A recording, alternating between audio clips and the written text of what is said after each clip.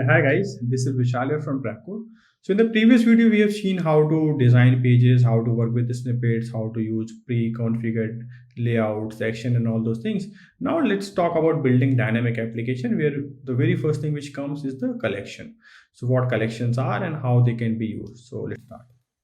So you go to the collection. So collection is an option in the left menu, and just go and create add collection. So let me give some name. So collection is basically a user interface on top of database. So where you can give the name of the collection and the fields, what data you want to store. So like an Excel sheet, you have a name of a sheet and the columns in the sheet. So let's say I want to store the information of a person. Okay, so I'll just give the name of the collection a person and say create collection. Now it is asking me that, okay, what all attributes or what all data of the person I want to store. So I'll say maybe the person will have a full name, which is a first name and last name. Okay, maybe the person will have a date of birth. So I'll just choose a type of date and I'll say date of birth. And it's whether it's only date or date with time. So I'll say only date. Maybe email. So a person will have an email address. Okay, and let's say a marital status. Okay,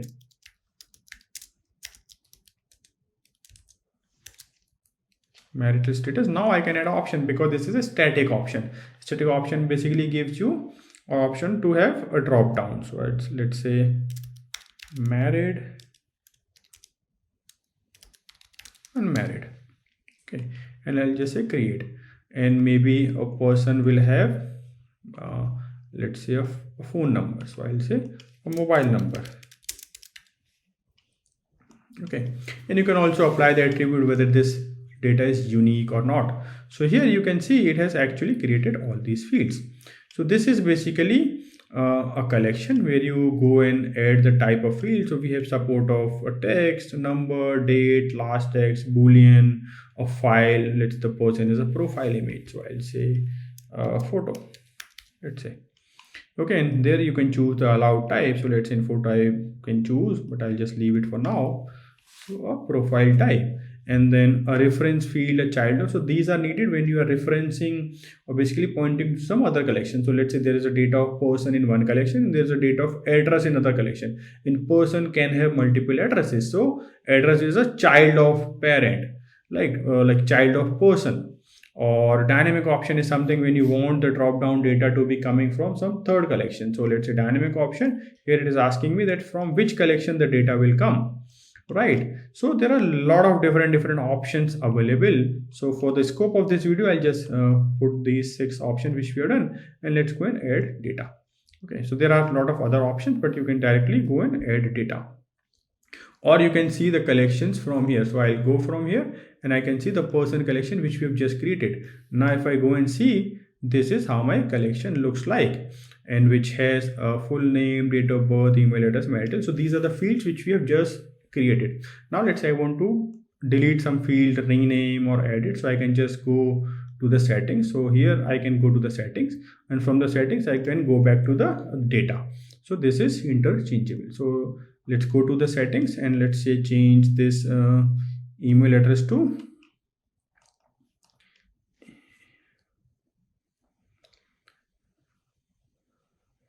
email address of person, let's say. So I just update it. Now let's say I don't want to calculate, don't want to store mobile number. I can just go and delete it. So this way you can basically add and remove fields from the collection. You can rename them. Okay, and then you can add data. So now the person is here. I can just go and add person. So full name, let's say Vishal Sahu. Date of birth, some random date of birth. Okay, email address is vishal@trapcode.com.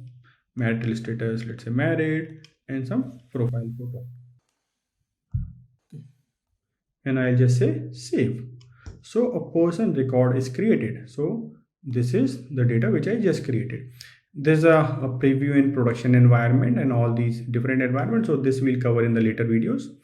Okay, so now you can add as much data as you want. So let's say I create one more person, James Robert.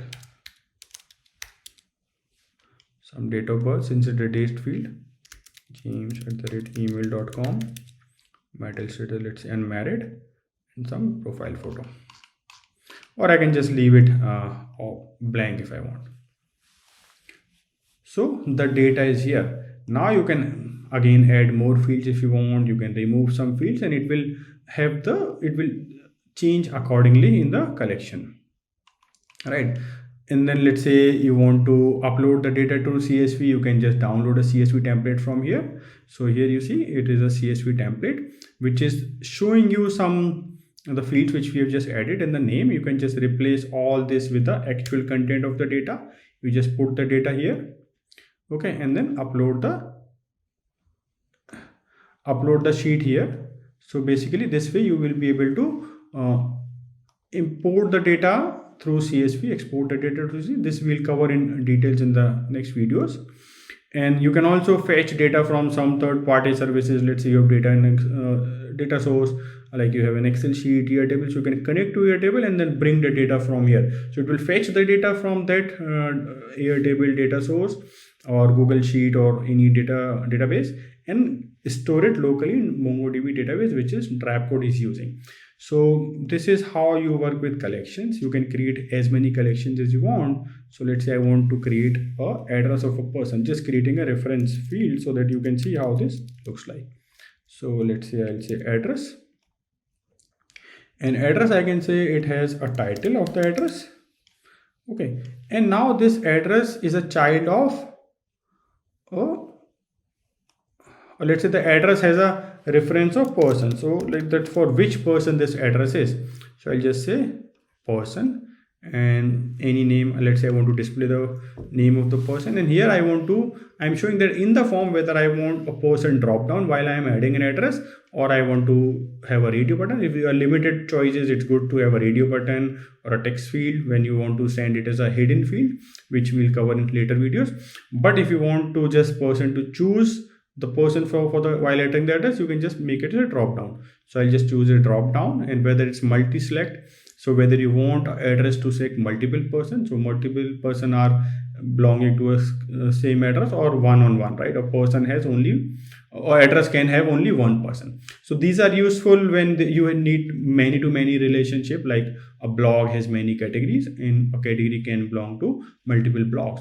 But if you want to keep specific that address can only belong to one person, then you don't select this. So this is basically to have a many to many or many to one or one to many type of relationship. So now I go back to collection. So the person and address is here. Let's go and add some address. So now it is asking address. So let's say New York.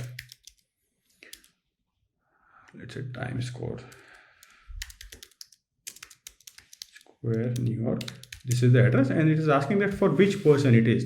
I'll say James Robert, right? So this way you are now able to add data of person, the data of address. You want to create new fields, edit new fields, upload through CSV, bringing from other sources. All this thing is possible. Let's say some records gets added, you want to see, you can just click this refresh, so it will automatically fetch the latest data from the database. So this is how you store dynamic data in Trapcode. In the next video, we will see how to use this data to display on pages, how to create new records using collection form, and do a lot of exciting things. See you again in the next video. Thanks for watching. Bye bye.